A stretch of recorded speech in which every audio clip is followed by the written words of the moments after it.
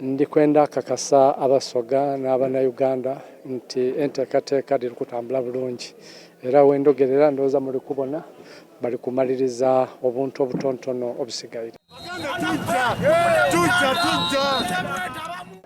Omukolo gwa Baba Kyabazinga gwidda kutandika enkyo. Okugayita kwidda atandika ssaawa 5 era kwidda kuwa ku ssaawa 7 deni ekumala essaawa imeka 2. Baba aidda kuva mu lubiri lwe okutuuka wano. Tulisaba abantu bonna mu njira eyo ndi kabiri mutagwa mu njira kulemesa Kyabazinga kutuuka ku bwire. Mumulinda amala okugayita byonna bigwe muligwa mu njira olunaku olundi. Mama aidda kuva eka era okutuuka wa era tuli kusaba oluguudo olwo banange twefuge tukuume obwire.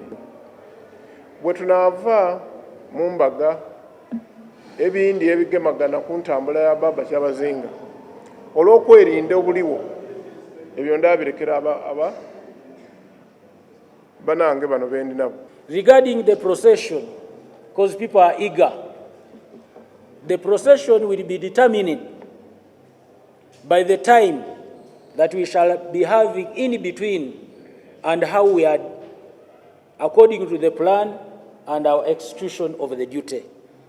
If we are to proceed with the procession, but it is still on program, but it is a factor that will come in at a later stage and we shall communicate. But tujja kuigala luguudo kuba the Jinja Tororo Malaba, the Jinja Mukono Kampala is a trans-African highway. Titusobola kwemereza bantu bandi balikola milimo gyaibwe nga mukawange katuukiro buli muntu alina eidembe lye. Titwenda idembe lyaife eryokola omukolo ate kifuuke kizibu eri abantu abandi abali kutambula n'ebyaibwe. Ayi tujja kuregulatinga nti bwe babaire balumukira speedi 8 baida kulumukira mu speedi 4 speedi 5.